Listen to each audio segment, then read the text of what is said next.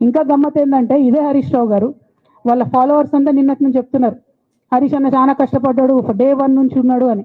Day 1 నుంచి లేడండి. చాలా మంది రిపోర్టర్లకు తెలుసు, సీనియర్ రిపోర్టర్లకు డే 1 నుంచి లేరు. పెద్దసారు టీడీపీ నుంచి బయటకు వస్తుంటే మామయ్య మనకెందుకు డిప్యూటీ సీఎం, మనం ఎందుకు రాజీనామా చేయాలి, ఈ ఉద్యమం ఏమవుతుందో, ఈ పార్టీ ఏమవుతుందో మనకు రిస్క్ ఎందుకని ఆనాడు ఈనాడు పేపర్లో వచ్చింది. 1.5 కోటి తీసుకొని వ్యాపారం చేసుకుందామని హరీష్ రావు గారు ఎక్కడికో పోయిందని కూడా వచ్చింది. కటింగ్ కోసం వెతికిన దొరకలేదు, దొరికినప్పుడు ఎప్పుడో ట్వీట్ చేస్తుంది నేను. బీఆర్ఎస్ పార్టీ ఆనాడు టీఆర్ఎస్ పార్టీ పెట్టినాక 9-10 నెలల తర్వాత వచ్చింది హరీష్ రావు గారు. డే 1 నుంచి లేరు. నమ్మకం లేకుండా ఆయన పార్టీ నిలబడుతుందో ఉంటుందో పోతుందో అని. ఓకే అయిపోయింది. రాగానే సార్ పెద్ద హృదయం కాబట్టి క్షమించిరు, దగ్గర తీసుకున్నారు, ఎమ్మెల్యే కాకముందే మంత్రి ఇచ్చిర్రు, అన్ని రకాలుగా ఆదరించిరు, అన్నీ చేసిండ్రు. ఎప్పుడైతే పార్టీకి ఒక్క క్షణం చెడ్డ పేరు వచ్చిందో ఎక్కడ పోయిండండి ఈయన? చక్కగా పోయి వైఎస్ రాజశేఖర రెడ్డిని కలవలే? మీ అందరికి గుర్తులేదు ఆ ఫోటో? సీనియర్ నాయకులందరికీ బాగా మాట్లాడతారు, అన్ని దగ్గర ఉన్నా, నేనే ఉన్నా, నేను ఎక్కడ లేను. నిన్న పాపం చాలా మంది ఈ కొత్త కొత్త సోషల్ మీడియా పిల్లలు ఉన్నట్టు వాళ్ళకి హిస్టరీ తెలియదు అనుకుంటా, అందుకే చెప్తున్నా ఇవాళ. అదేవిధంగా నేను పెద్ద ట్రబుల్ షూటర్ అంటారు. ట్రబుల్ షూటర్ కాదు, ఈజ్ బబుల్ షూటర్. ఆయన ఏంటంటే ట్రబుల్ ఆయన్నే క్రియేట్ చేస్తాడు, చేసి నేనే సాల్వ్ చేసినట్టు నటిస్తాడు. మళ్ళీ లేటెస్ట్ ఎగ్జాంపుల్ చెప్తా పట్టురు. నేను మొన్న దాసోజు శ్రవణ్ అన్న ఎలక్షన్ ఎమ్మెల్సీ ఎన్నికలలో పార్టీ బీఆర్ఎస్ పార్టీ డిసైడెడ్ ఒకటే క్యాండిడేట్ని పెడదామని.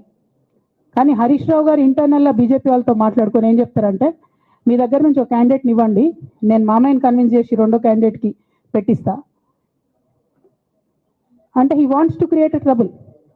ఈ క్రైసిస్లో ఆల్రెడీ మన పార్టీలోకి వెళ్ళి 10 మంది ఎమ్మెల్యేలు వెళ్ళిపోయినాక, 38 మందిలో 10 మంది పోయినాక నువ్వు ఇంకో సెకండ్ క్యాండిడేట్ని పెడితే ఎంత కన్ఫ్యూజన్ అవుతుంది?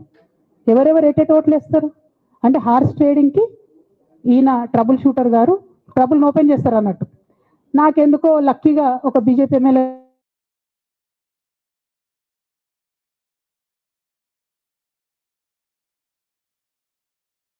క్యాండిడేట్ పర్మిషన్ ఇస్తారంటే nothing doing, only Shravan will get elected. ఎవరు చెప్పారు మీకు అంటే నేను ఆ విషయం వెంటనే అటువైపు కన్వే చేసిన, లేదండి మాకు అట్లాంటి ఆలోచన లేదు.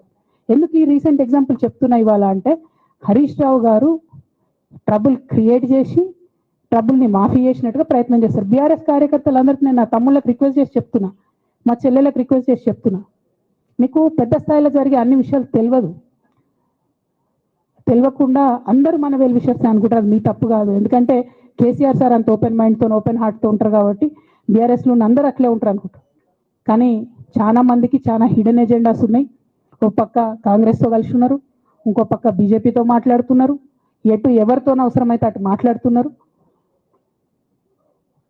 అదేవిధంగా 2018 ఎన్నికలలో హరీష్ రావు గారు 20-25 మంది ఎమ్మెల్యేలకు ఎన్నికలలో అడిషనల్ ఫండింగ్ ఇచ్చారు, పార్టీ ఇచ్చింది కాకుండా.